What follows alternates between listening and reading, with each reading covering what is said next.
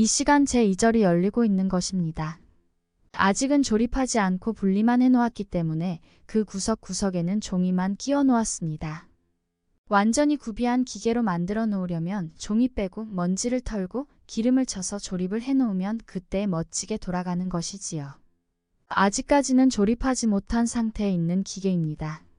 아무리 좋은 기계라도 기름칠을 해야만 하듯이 기름을 칠하는 것이 진실이며 법이니 죄를 많이 지은 분들이 말씀으로 무장해서 정돈하고 조립해야 됩니다. 성령 받아도 그저 하나님께 붙잡아 놓은 것 밖에는 안 되니 말씀으로 정리를 해야 합니다. 죄를 많이 짓고 하나님의 비밀의 진리를 모르는 사람은 공허 즉 비어있는 상태 빈통입니다. 머릿속도 빈통이고 마음과 귀도 다 빈통입니다. 이 육체의 빈 그릇에다 진실로 가득하게 채우는 그것을 개조 작업이라고 합니다.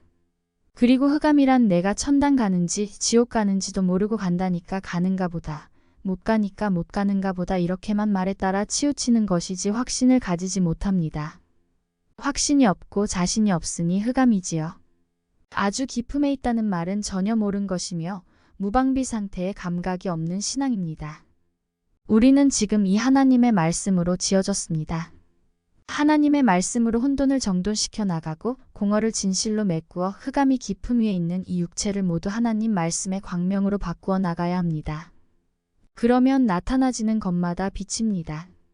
에베소서 5장 11절 너희는 열매 없는 어두움의 일에 참여하지 말고 도리어 책망하라. 에베소서 5장 13절 그러나 책망을 받는 모든 것이 빛으로 나타나나니 나타나지는 것마다 빛이니라. 책망을 받는 모든 것이 빛으로 나타나나니 흑암이 깊음 위에 있는 사람은 말씀에 책망이 들어가야 합니다. 기분 나쁘거나 말거나 책망해 줍니다. 아무리 믿음이 좋다고 해도 보면 깡통이 앉아 있습니다. 책망을 해줄 때 그 책망을 받는 사람에게는 빛으로 나타나거든요. 이것이 어둠이 빛으로 바꾸어지는 장면이며 흑암이 광명으로 바꾸어지는 것입니다. 이것이 하나님의 진리입니다. 진리의 말씀에 천지가 화답하도다. 오래 믿었다 할수록 믿었다는 것뿐이지 말씀은 없습니다. 죄가 많다고 깨달아지는 사람에게는 진리가 계속 찾아 들어옵니다. 진실을 좋아하니까요. 우리 자신들의 마음과 영과 육신의 혼돈을 정돈으로 정리하고 공허를 진실로 메꾸고 흑암을 광명으로 바꾸어서 어둠의 생활을 밝은 빛으로 바꾸어 놓은 과정이 6000년 개조 작업입니다. 창세기 1장 2절 땅이 혼돈하고 공허하며 흑암이 깊음 위에 있고 하나님께서 하늘과 땅을 만들어 놓았어도 아직 정리 작업을 하지 않았습니다. 이것을 우리가 교회에 나와서 세례를 받아도 아직 멀었고 은혜 받고 불 받아도 아직도 멀었다는 뜻입니다. 창세기 1장 2절 하나님의 신은 수면에 운행하시니라. 그때 그 시에 그 하나님의 신은 땅에 운행하시고 수면에 운행하셨습니다. 하나님께서 처음 만들 때 아직도 물의 가치가 없고 땅의 가치가 없고 하늘의 가치가 없듯이 우리도 가치 없이 신앙생활을 하고 있다는 말씀입니다. 이것을 가치 있게 쓸 수 있도록 우리는 항상 말씀 옆에 바싹 있으면서 하나님 말씀의 길 옆에 있든지 말씀의 앞에 있든지 하면 가치가 있는 신앙이 될 것이고 한쪽 뒤로 엉큼하게 숨어 있을 것 같으면 아무것도 아닙니다. 마치 길 옆에 있는 터는 비싸고 길에서 떨어져서 들어가 있으면 가치 없는 땅과 같습니다. 우리는 말씀을 아멘 아멘 하고 받고 있으면 지어지는 것입니다. 육신은 육신대로 멋진 인격의 신앙으로 갖추어지고 영은 영대로 갖추어지게 되고 마음에는 마음의 평안이 오고 믿음이 채워집니다. 믿음이 마음에 채워지지 육체에 채워지는 것이 아닙니다. 마음에는 말씀과 믿음과 사랑과 확신이 채워져야 하고 영에는 신령이 채워져야 합니다. 우리 마음은 하늘이 아니고 공중입니다. 공중에는 새가 날아라. 새가 나르는 것은 기쁨이며 평화입니다. 기쁘니까 기쁨이 날아라. 비둘기가 성령이거든요. 성령이 날아라. 마음에 평화가 있으라. 내가 너희에게 평안 곧 화평을 주노라. 화평을 주었으니까 새가 이 마음 속에 훨훨 나르니까 기쁘고 기쁜 것입니다. 하늘, 땅, 물은 만들어져 있었습니다. 첫째 날 시작에 다 만들어져 있었습니다. 하나님께서 하늘에 날지 않으시고 땅에 걸어가지 않으시고 물 위에 왔다 갔다 하는 그 비밀을 한번 알아보십시오. 물은 수면이니까 공의입니다. 공의의 하나님만이 사랑을 가지고 정리하십니다. 그러기 때문에 그 공의에 하나님이 자를 것을 잘라서 작품을 만드는 것입니다. 그래서 하나님의 신은 수면에 운행하셨습니다. 이제 수면에 운행하신 율법을 가지고 공의를 가지고 엿새 동안에 만드신 분이 그것을 나타내는 모습입니다.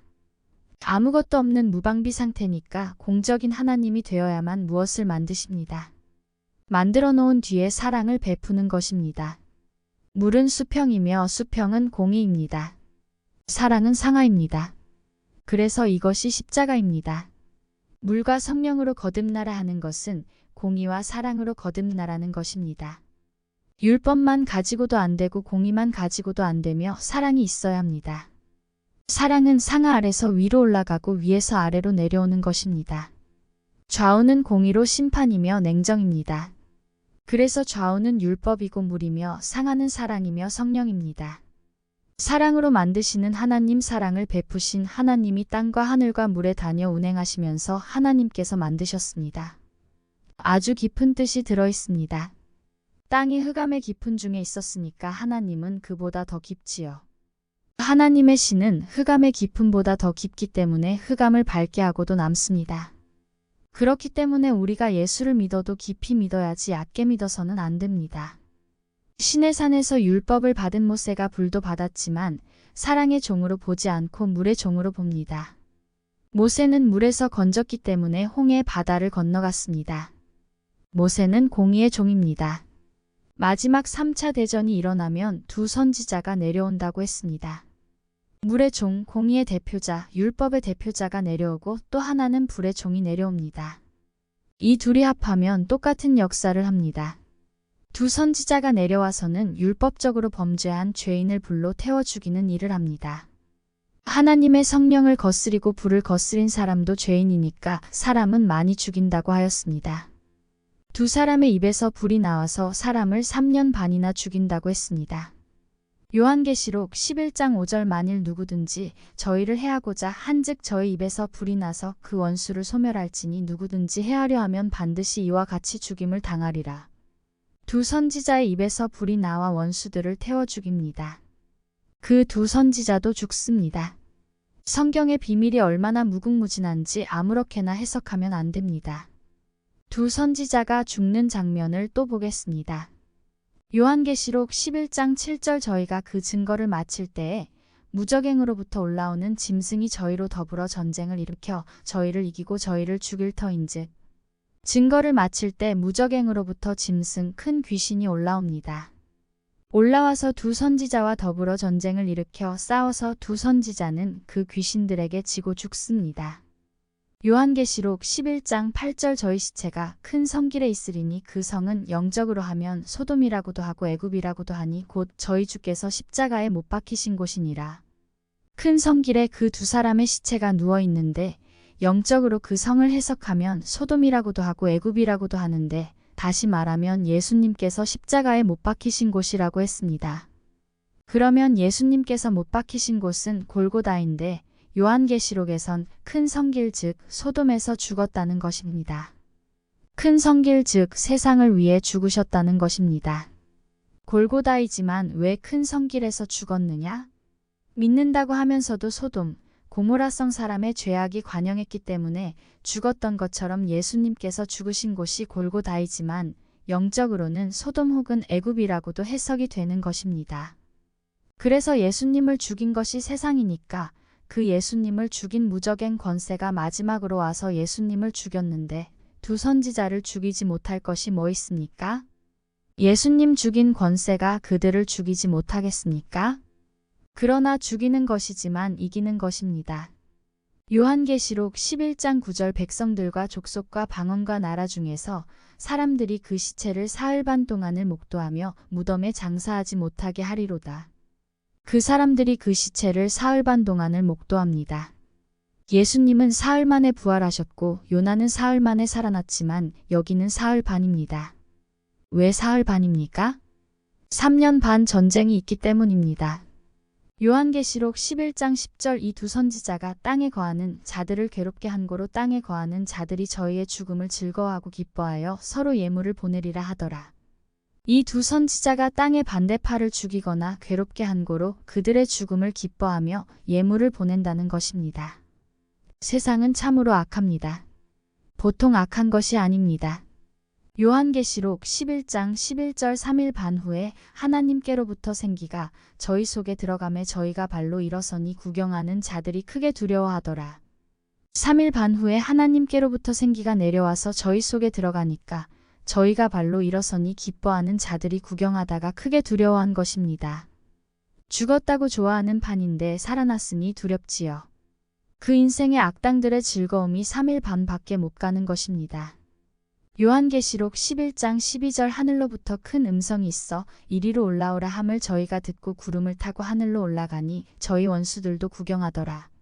하늘에서 음성이 나서 이리 오라 하는데 거기 모여있던 자들이 다 듣습니다. 예수님께서 부활해서 구름을 타신 것처럼 이 두 선지자들도 구름 타고 올라갑니다. 요한계시록 11장 13절 그 시에 큰 지진이 나서 성 10분의 1이 무너지고 지진에 죽은 사람이 7천이라 그 남은 자들이 두려워하여 영광을 하늘의 하나님께 돌리더라. 그 시에 큰 지진이 나서 성 10분의 1이 와르르 무너집니다. 그 지진에 7,000명이 죽습니다. 이 성경 말씀대로 지음을 받고 혼돈을 정돈하면서 공허를 진실로 메꾸어 나가면서 흑암을 광명으로 계속 차원 높게 바꾸어 나가면서 점점 우리의 인격을 갖춘 신앙으로 들어가고 있습니다. 할렐루야. 이치적으로 설명을 하면 갓난아이를 낳아서 젖을 먹여 기르는 것과 똑같습니다. 병이 들면 약을 지어 먹이고 좀 더 큰 병이면 병원으로 가듯이 우리가 드리는 이 예배가 약을 지어 먹고 병원을 찾는 격입니다. 성경 말씀은 도의 젖을 먹는 격입니다. 성령은 좋은 것을 먹는 증거입니다. 주사를 맞는 격입니다. 우리가 이 땅에서 죽어도 주를 위해 죽는 것은 다시 살아나는 것이니까 한 번 죽는 것은 정한 이치입니다. 참새가 죽을 때 짹하고 죽듯이 우리는 죽어도 주여 하고 죽는 것입니다. 믿습니다로 가는 것입니다. 그래서 신앙의 본분을 지키는 것입니다. 할렐루야.